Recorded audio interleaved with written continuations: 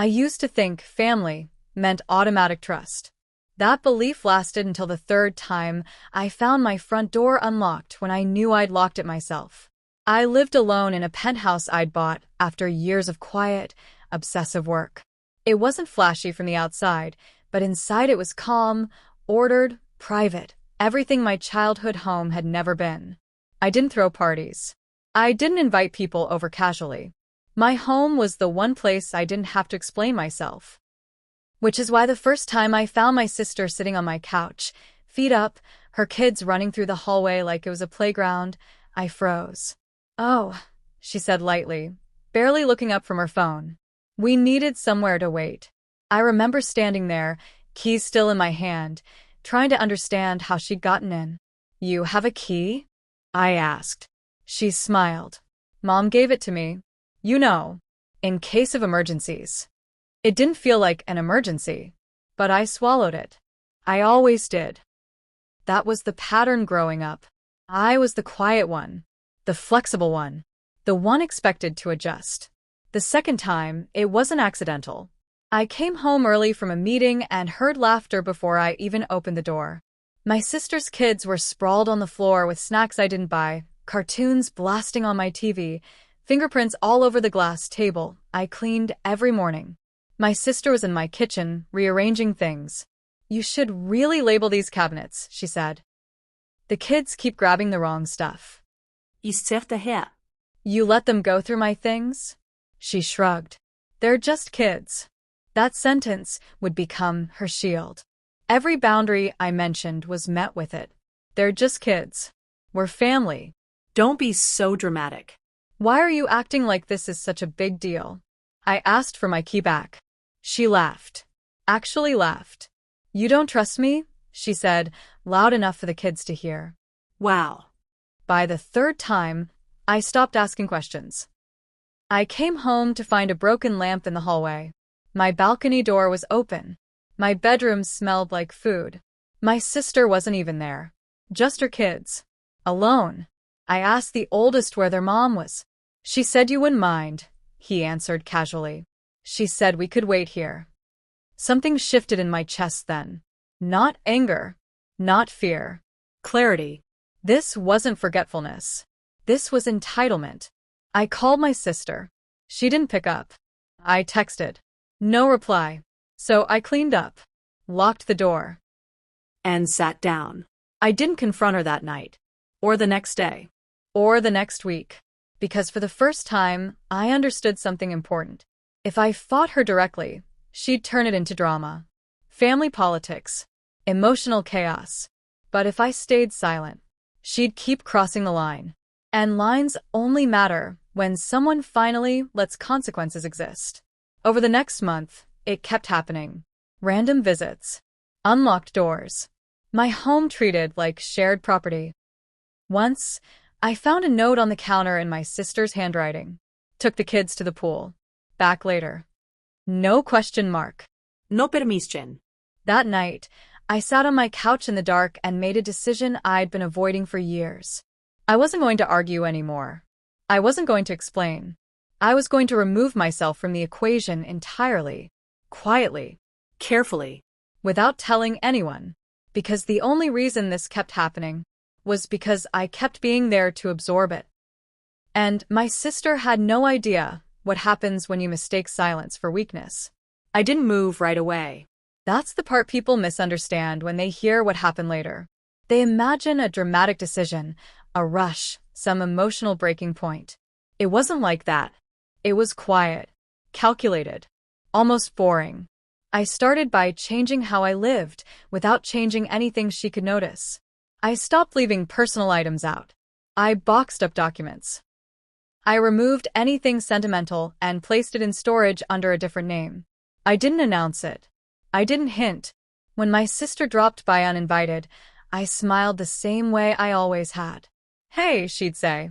"The kids just needed a place to chill." I nodded. Sure. Inside, I was already gone. What she didn't realize was that I had stopped seeing the penthouse as home. It was just a location now.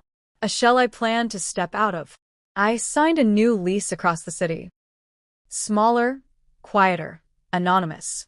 The kind of place no one would ever accidentally wander into.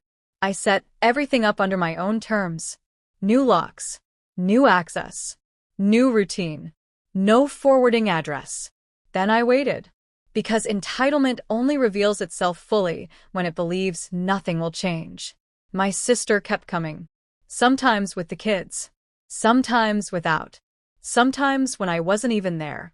I know because neighbors started texting me. Hey, someone was at your place earlier. Everything okay? I never corrected them. I just replied, all good. The day I moved out, I did it early in the morning. No drama. No farewell. Just a rented truck, a quiet crew, and a list I'd already memorized. By noon, the penthouse was empty. By evening, I returned once, to stand in the doorway and look around. It felt strange. Not sad. Not relieved. Just finished. I locked the door behind me and slid the key into an envelope. I didn't leave it with my parents. I didn't give it to my sister. I returned it to the building management. And then I walked away. The first message came 2 days later. Hey, are you home? I didn't reply. An hour later. Why is the door locked? Still nothing. Then, did you change the locks? I watched the messages stack up, without opening them. That evening, my phone rang. My sister. I let it ring out. The next morning, she showed up at my parents' house instead, furious and confused. She locked me out, she said. She didn't even tell me she was leaving. My mother frowned. Leaving where? My sister blinked. What do you mean where? She lives there. My father checked his phone, then looked up slowly. She sold the place, he said. My sister laughed. No, she didn't. She didn't sell, he corrected. She moved. Months ago. Silence. For the first time, my sister felt it. Not anger. Not betrayal. Uncertainty. That afternoon, she finally got into the penthouse, with building management present. What she found confused her even more. no furniture. No clothes. No personal items. Just empty rooms and echo. Her first reaction wasn't concern. It was panic. Because suddenly, the place she treated like hers wasn't anyone's. And the realization crept in slowly, painfully. She hadn't been welcomed. She had been tolerated. That night, my phone buzzed again. A long message this time.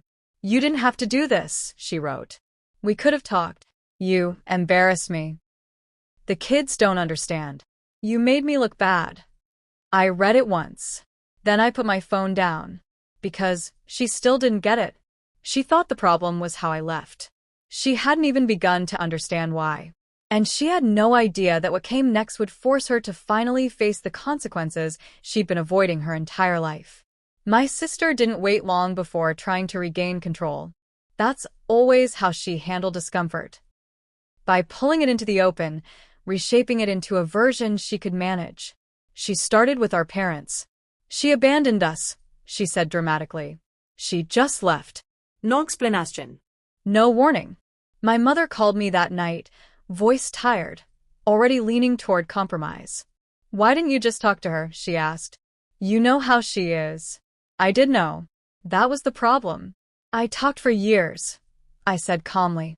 She didn't listen. My mother sighed. She says you locked her out. I didn't correct her. Because that wasn't the truth. I hadn't locked my sister out. I had removed myself. The next move was predictable. My sister showed up at my new place. I hadn't given her the address. She got it anyway. Family always does. I opened the door and didn't invite her in. She stood there, eyes scanning the hallway behind me, already calculating. So this is where you ran off to, she said. I moved, I replied. She laughed bitterly. You think this fixes anything? No, I said. It ends something. Her voice rose. You humiliated me. People are asking why I don't have access anymore. Why the kids can't come over. I tilted my head slightly. Why would they? She froze. Because we're family. That's not a reason, I said. That's an excuse. Her face hardened. You're selfish, she snapped. You had space. You had money. And you couldn't even share. I didn't argue. I just said the truth she'd avoided her entire life. I shared until there was nothing left to share without losing myself. That stopped her. For a moment, she looked genuinely confused, like someone hearing a language they'd never bothered to learn. You never said no, she said quietly. I did, I replied. You just ignored it. She opened her mouth to respond, then closed it. Because she knew. She had always known. She just didn't think it would ever cost her anything. Over the next few weeks, the story she'd told others stopped working. Neighbors corrected her. Building management backed my decision. Friends stopped nodding along when she complained. The version where she was the victim didn't survive contact with reality. Eventually, she stopped showing up, stopped calling, stopped pretending this was something she could fix with charm or guilt. And for the first time, I felt something unfamiliar in my chest. Peace. Not because she suffered, but because I no longer did. I didn't celebrate. I didn't announce anything. I just lived. Quiet mornings. Locked doors. A home that stayed exactly how I left it. Months later, I ran into her at a family event. She didn't approach me. She didn't need to. We both understood what had changed. She had mistaken access for ownership, silence for permission, patience for weakness. And I had finally stopped correcting her. Because some lessons don't arrive through arguments. They arrive through absence. She invaded my home one too many times. I stayed silent. And I let it happen.